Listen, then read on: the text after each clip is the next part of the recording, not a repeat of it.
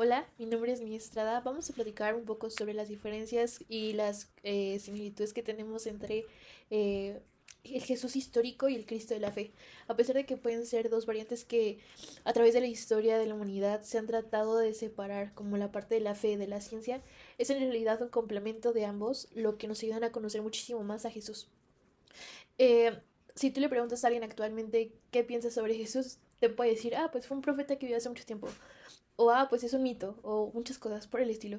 Sin embargo, la Biblia nos ha enseñado eh, que Jesús vino al mundo en forma de hombre para poder cumplir con cada una de las cosas que estaban escritas en la misma palabra y después poder ser llamado como un Salvador y como un Mesías. Esto para que nosotros lo podamos aceptar juega mucha parte de nuestra fe, que nosotros realmente creamos que estas cosas pasaron. Sin embargo, como Dios no se aparta en ningún momento de sus promesas, hace la parte tanto de la fe como de la ciencia, en este caso de la historia.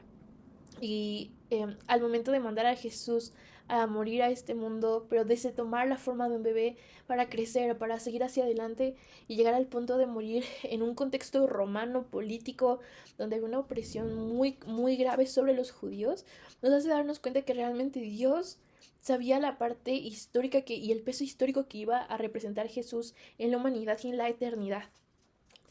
El Jesús histórico, cuando lo podemos ver o estudiar, es una dimensión que se refiere a la parte contextual de Jesús, dónde nació, cómo nació, de qué manera llegó, en qué contexto político, social, geográfico, cultural está la vida de Jesús, qué hablaba, cómo hablaba, qué procesos políticos estaban influenciando la cultura de él mismo, las leyes, las normas, toda la parte cultural y de la vida de Jesús están inscritas en esta parte o en esta dimensión del Jesús histórico. Hasta las leyes de convivencia y de sociedad están dentro de esto. La parte de la fe nos llevan a pensar, o a ver el Cristo de la fe, nos llevan a analizar a Jesús con la parte del para qué o el por qué hizo esto. La parte de Cristo de la fe nos ayuda a entender que Jesús vino con un propósito y no solamente vino como alguien extra de la vida, sino que realmente entendía las necesidades humanas y podía ser esta parte divina en medio del desierto. Um, el Cristo de la fe nos enseña, como decíamos hace un momento, el porqué de las cosas, el para qué de las cosas. Y un peso importante es qué significaba para entonces, para la humanidad y para los judíos la salvación de Jesús. Todos los que empezaban a estudiar, todos los judíos que desde chiquito crecían en la Torah, del estudio de la palabra, sabían que iba a haber un Mesías.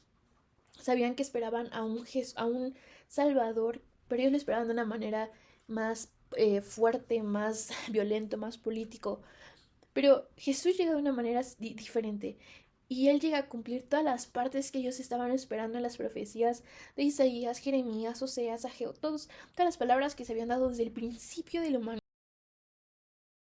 Y aquí me permito añadir un pequeño paréntesis sobre Apocalipsis 19:10, que dice que el espíritu de la profecía es Jesús.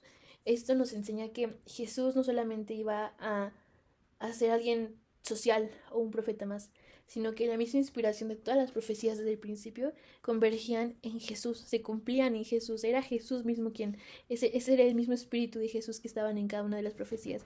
Y eso le añade un valor importantísimo a nuestra fe que así como se esperaba de cierta manera un contexto o una persona diferente, Jesús llega a cumplir cada una de las palabras que Dios Padre había dicho en la forma eh, que nosotros como humanos nos podríamos identificar con Él. Eh, estas divisiones han surgido justo porque eh, no podemos estudiar a Jesús alegóricamente y tampoco podemos estudiarlo solamente históricamente. Tiene que haber una convergencia.